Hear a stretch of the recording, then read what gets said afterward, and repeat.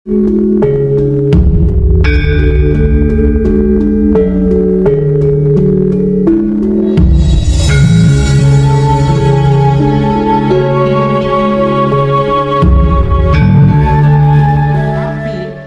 sampai kita nanti itu justru hancur oleh situasi yang dipolitisir oleh pihak-pihak tertentu yang memanfaatkan sekarang ini kan di tengah-tengah pemilihan pilpres ya, itu banyak faktor-faktor X yang nunggang dalam kepentingan situasi ini untuk kepentingan mereka masing-masing. Dalam hal ini tujuan saya hanya satu, jangan sampai ada gerakan-gerakan yang pengen merubah negara Pancasila itu menjadi negara agama. Ini penting sekali. Oleh karena itu tadi saya bilang ukurannya melihat tokoh-tokoh itu adalah tahun 1965 dan reformasi ya. 1965 dan reformasi. 1965 adalah suatu peristiwa yang direkayasa oleh Blok Barat supaya Bung Karno runtuh. Kenapa Bung Karno harus runtuh? Karena pada waktu itu Blok Barat mengendai Irian Barat itu menjadi miliknya. Yang kedua kali action Bung Karno itu adalah membarikade apa yang dilakukan oleh Inggris, yaitu negara Commonwealth ya, karena negara Commonwealth sudah berhasil untuk mengepung Indonesia dari semua sisi, dikepung oleh Singapura, dikepung oleh Brunei, dikepung oleh Malaysia, dikepung oleh Australia dan lain sebagainya. Nah, ini oleh karena itu Bung Karno harus diturunkan pada waktu itu, sehingga dari sinilah ukurannya untuk melihat tokoh-tokoh itu. Jadi kalau tokoh-tokoh 65 beramai-ramai terdepan ikut menurunkan Bung Karno, sampai sekarang pun darah dagingnya itu masih darah daging yang anti terhadap Nusantara ini. Dan ini harus diwaspadai. Artinya yang jadi menganggap secara tidak langsung mereka adalah pengkhianat bangsa. Betul, betul. Istilah Anda itu betul. Karena Nusantara dan Indonesia adalah negara yang paling unik sekali. Kemarin saya mengikuti di suatu negara Rwanda ya, di daerah Afrika sana. Negara itu sangat miskin sekali, sangat miskin sekali. Negara itu penghasilannya pisang, ya, penghasilannya pisang. Terus suatu saat karena negara sana itu sudah dikuasai ratusan tahun oleh bangsa Ero-Cengkre. Ero-Cengkre itu siapa? Orang Jawa leluhur kita itu menyebut orang Barat itu Ero-Cengkre ya. Saya tidak mengatakan itu dari negara mana, karena sebenarnya negara itu klan-klannya, himpunannya itu masih merasa dirinya bangsa Arya yang cinta terhadap Nusantara. Tapi sebagai orang yang sudah menganut paham kapitalisme, kan mesti eksploitasi, menguasai. Nah, suatu saat idenya itu bagus. Orang-orang Rwanda, pisang itu ini andalannya ekspor dan pisang untuk kehidupan rakyat. Pisang itu kalau untuk mengambil dari pohon alatnya itu kedel ya, kurang tajam, nanti buahnya yang jatuh rusak. Akhirnya kualitas ekspornya nilainya rendah. Udah, jangan khawatir, saya akan memesan guaman yang tajam. Akhirnya dia memesan di salah satu negara di Asia, di utara sana ya. Itu tajam banget. Tajam di impor dari sana ya, besar-besaran itu. Tapi diam-diam orang Ero-Cengkre di sana tadi yang sudah kuasa ratusan tahun mengatur bagaimana supaya rakyat di sana itu tawur dengan pusaka itu, dengan gaman itu. Akhirnya dijadikan dua kubu ya. Kubu satu misalnya, kubu satu itu kubu A, itu anting-antingnya di sini. Lalu kubu B anting-antingnya di sini. Suatu saat diprovokasi, Rwanda itu sebenarnya adalah tanah milik leluhur orang yang anting-antingnya di sini. Kamu tuh berhak menjadi pimpinan di sini gitu. Berhak menjadi pimpinan nomor satu di sini. Kalau sekarang mungkin presiden apa gitu atau raja gitu ya. Yang satu juga diprovokasi. Sebenarnya Rwanda itu adalah negara miliknya orang yang anting-antingnya di sini, yang asli itu. Akhirnya diprovokasi tawur, bacok-bacokan gaman yang diimpor tadi itu. sampai ribuan itu mati. Tapi setiap manusia mengalami sesuatu yang abnormal, yang Maha Kuasa itu sifatnya adil. Hadirlah seorang Satya Piningit, seorang insinyur yang dulu tuh pernah belajar di negeri Cina. Melihat keadaan di negeri Cina, dia sangat tertarik sekali. Akhirnya dia pergi ke sana, minta bantuan kepada negeri Cina. Saya kan sudah pernah belajar di sini.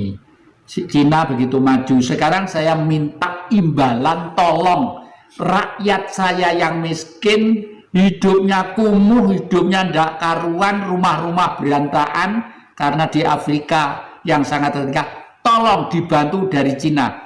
Bagaimana supaya Rwanda menjadi negara yang terbaik? Wakilnya dikirim tim ke Cina, besar-besaran. Ahli ini, ahli ini, ahli ini. Sekarang ibu kotanya itu apa? Ibu kotanya itu termodern seluruh dunia. Dan negara ibu kotanya terbersih seluruh dunia. Income per kapitanya sekarang 10, berapa gitu, yang dulunya 0,4 berapa gitu. Berubahnya tajam sekali ya. Itulah, jadi apalagi dalam dunia global ini sudah barang tentu kita membutuhkan suatu kerjasama satu dengan yang lainnya. Akhir-akhir ini kalau saya cermati kok masih ada beberapa kelompok yang mengarah supaya kita itu anti Cina. Ini kalau kita dia anti Cina, konotasinya itu rame lagi seperti pada waktu tahun berapa gitu ada anti Cina. Wah, akhirnya toko-toko dibakar, ini dibakar, ini dibakar. Itu sebenarnya adalah perbuatan yang tidak baik, akan mengulangi peristiwa tahun 66-67 yang lalu. Itu tidak bagus ya. Kenapa Bung Karno pada waktu itu membuat Nasakom? Karena dengan nasional, agama, dan komunis untuk merebut Irian Barat itu akan mudah. Karena kita dibayang-bayangi seakan-akan dibantu Rusia sama daratan Cina. Tujuannya Bung Karno pada waktu itu ya. Tapi Jatikusumo pada waktu tahun 63 waktu kuliah di Semia Kosgoro sudah minta supaya PKI dibubarkan. Dan Bung Karno sampai tindak ke Blitar marahi saya gitu. Nah, baru saya ngerti bahwa Nasakomnya Bung Karno tujuannya seperti itu. Karena waktu itu kok ngamuk minta PKI dibubarkan. Nggih Pak, soalipun apa? Kalau pas wangsul sekolah, pulang sekolah, itu mendengarkan guru-guru rapat. Nah, tugas kita adalah mengkomuniskan Indonesia. Karena kalau Pancasila itu Indonesia aja banyak yang tidak senang. Buktinya apa? Ada pemberontakan DI, TII, Permista. Tapi lah komunis kan internasional. Nah, begitu ada kata-kata harus mengkomuniskan Indonesia, sudah. Saya tahu wantang untuk tawur mereka itu Rawame itu tahun 63. Jadi kalau sekarang ada gerakan-gerakan yang katanya komunis akan lahir kembali, itu gerakan politik kuno yang sudah usang ketinggalan zaman, yang intinya itu hanya memprovokasi rakyat supaya kita tuh timbul huru-hara yang tidak jelas, dan akhirnya nanti akan digeret menjadi suatu negara agama yang anti kepada Pancasila. Intinya seperti itu. Tapi kebanyakan orang memang tidak sepakat pemerintah kita akhir-akhir ini memang selalu bergantung kepada Cina ya. Utang numpuk sebegitunya begitu. Menurut yang jadi bagaimana itu? Kerjasama itu sebenarnya secara politik bagaimanapun harus 1-0 untuk kita, 1 untuk kita, 0 untuk sana. Kalau sampai kita utangnya banyak karena kerjasama, berarti pelaksanaannya keliru, ya, pelaksanaannya keliru. Jadi misalnya Indonesia itu kerjasama dengan Cina hanya butuh supaya diutangi ini itu yang keliru, dan itu nyimpang dari cita-cita kemerdekaan. Oh, kita tuh lebih kaya kok, lebih kaya. Harta kita, kekayaan kita Sabang Merauke itu jauh lebih kaya. Lautnya, hutannya, tambangnya segala macam. Nah kok ke Cina, utang ke Cina, ya kita yang salah. Dan ini kelihatannya sejak tahun 1965 ini sudah terkondisi sedemikian rupa sehingga kita itu ketergantungan terhadap orang lain itu sangat besar. Sehingga penerusnya untuk meneruskan ya ketergantungan ya. Iya, kalau zaman Orde Baru masih lumayan lah, meskipun nyeleweng dari Pancasila, tapi sudah masih tegar lah ya, masih tegar. Nasionalismenya masih tegar, cuma secara ideologis tergeser. Oke. Lalu dampaknya menjadi sekian ini. Buktinya apa? Setelah 65, kepala-kepala sekolah, dosen-dosen, guru-guru itu dirubah orangnya itu orang-orang, maaf, orang-orang pemberontak, Masumi, ini, itu dihidupkan kembali. Seperti kepala sekolah saya berubah setelah dari Pak ini menjadi Pak Imam.